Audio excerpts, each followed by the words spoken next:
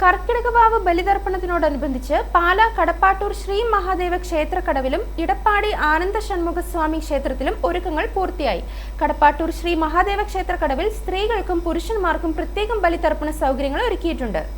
കീച്ചേരിലില്ലത്ത് നാരായണൻ നമ്പൂതിരിയുടെ മുഖ്യ കാർമ്മികത്വത്തിൽ പുലർച്ചെ 5 മുതൽ ബലിതർപ്പണം ആരംഭിക്കും. ഒറ്റ നമസ്കാരം, കൂട്ട നമസ്കാരം, വിഷ്ണു പൂജ, തിലഹവനം തുടങ്ങിയ ചടങ്ങുകൾക്കും പ്രത്യേക സൗകര്യങ്ങൾ ഏർപ്പെടുത്തിയിട്ടുണ്ട്.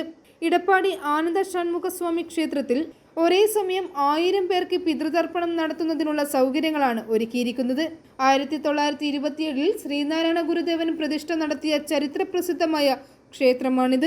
ബലിതർപ്പണത്തോടൊപ്പം തിലഹവനം, പിതൃനമസ്കാരം, പിതൃപൂജ, വിഷ്ണുപൂജ എന്നിവയും നടക്കും. ക്ഷേത്രം മേൽശാന്തി വൈക്കം സനീഷ് ശാന്തിയുടെ കാർമ്മികത്വത്തിലാണ് ചടങ്ങുകൾ. വിഷ്ണു ക്ഷേത്രത്തിന്റെ നിർമ്മാണ പ്രവർത്തനങ്ങൾ നടക്കുന്നതിനാൽ ഇത്തവണ ക്ഷേത്രത്തിന് പുറകുവശത്തുള്ള 2 ഏക്കർ മൈതാനത്താണ് പിതൃതർപ്പണത്തിനുള്ള സൗകര്യങ്ങൾ ഒരുക്കിയിരിക്കുന്നത്. ഭക്തർക്കായി കുടിവെള്ളം, വിശ്രമ സൗകര്യം, പാർക്കിംഗ് എന്നിവയും സജ്ജീകരിച്ചിട്ടുണ്ട്. തിരക്ക് നിയന്ത്രിക്കുന്നതിനുള്ള ക്രമീകരണങ്ങളും ഏർപ്പെടുത്തിയിട്ടുണ്ട്. i4 news Pala.